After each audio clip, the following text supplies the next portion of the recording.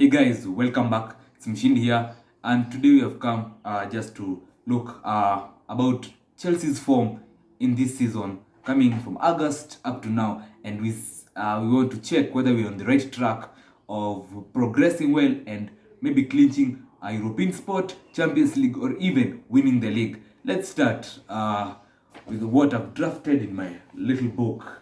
Now we started the game. We started off the season well in preseason. Remember, Pochettino's first preseason was quite well. We never lost any preseason game. We were winning from Wrexham to Brighton to Newcastle. We drew to Fulham. We won. Yeah, that's how things went. And we went the first game of the season. We played Liverpool at home, where we saw actually Pochettino's plan coming into life. Enzo performed really well that game, and I have to say, that game we had to win. That game was supposed to be won, and 3 points were to be put in the bag, but we didn't secure them since we missed some chances, but the goalkeeper was brilliant that day. Now, the second game this season we played was against West Ham United at the London Stadium. Unfortunately, we were battered 3-1. In that game, if I can recall, we did what? We missed a penalty. Enzo Fernandez missed a penalty. Chukwuemeka scored, but he didn't finish the whole game. The first half, he was withdrawn and went and was assessed to have an injury, which kept him out for 6 weeks. I rather say 4 or 6 weeks. Yes, 6 weeks. But he's going on well. Also that game we were missing quite some chances. We were missing quite I don't know how to explain it, but we were missing very bad chances. Next, that day, Moses Caicedo also gave out. He had his debut as a sub, but he gave out a penalty, which was so sad.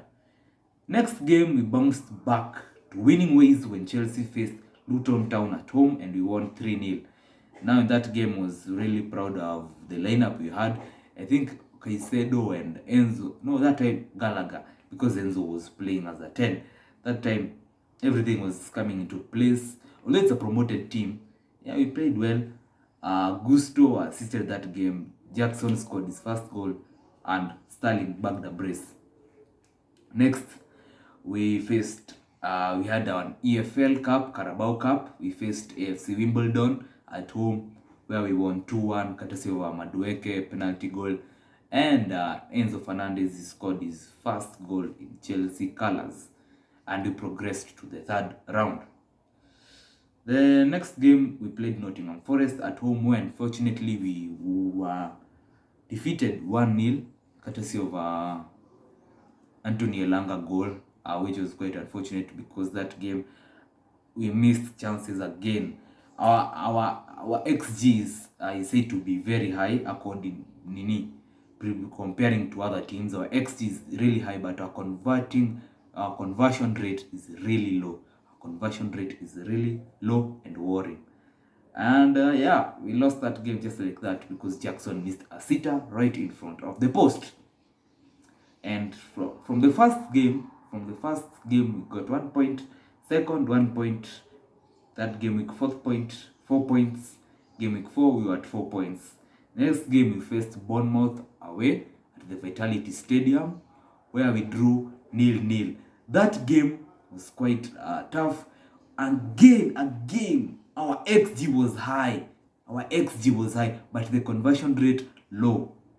Question there, because Jackson was really missing chances, and people were looking over Jackson and said this guy is really missing good chances, because those chances were actually supposed to be a goal.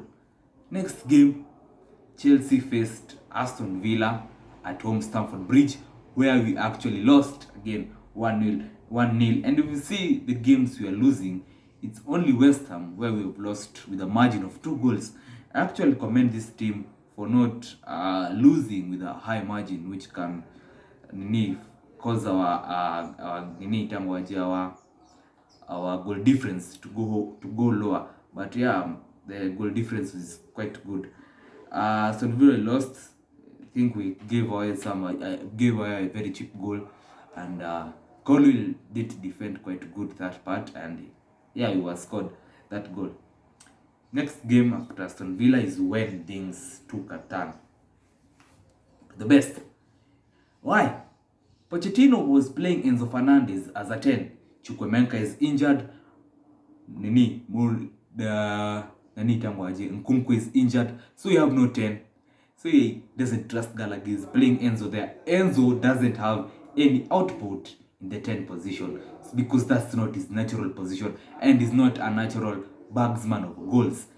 And later he decided to twist things the way he wanted it to be, and he brought Enzo in his favorite 6 holding or box-to-box midfield, where he was partnered with Moises Caicedo.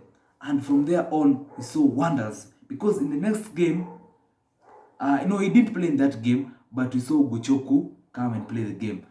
Yeah, and he played really well, and we actually won the game 1-0. It was an EFL game. Chelsea beat Brighton at home, and we progressed to the third round, courtesy of a Nicholas Jackson goal. And also Palmer started that game, and he got his first assist. That was wonderful of him. Then in the Premier League, we were facing Fulham at Scarrow Road. Don't know their stadium. Yeah, I think so. Yeah. We faced Fulham. It was a derby. Yeah. And we won 2-0. It is our courtesy of Armando Broya goal and Modric's first goal. Actually, that game, Enzo Fernandez now started, and it was brilliant. Moise Caicedo doing everything that I wanted. Like, Enzo can attract all the pressure and relieve pressure among other players and create pockets of space which his teammates can utilize, and I really like that one. And we won 2-0. That's another clean sheet, and also the Flying Sanchez made a wonderful save. Magnifico. Then our latest game week 8, we faced Burnley away at stadium inaitangwa aje? Turf Moor, where we blew away the whole team. We won 4-1, and we conceded a cheap goal.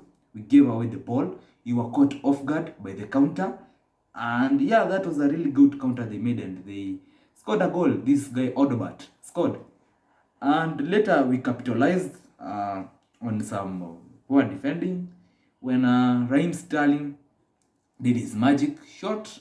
The ball went in fact, it was intended as a cross. Crossed the ball, hit a player, then got in the net. So it was an own goal.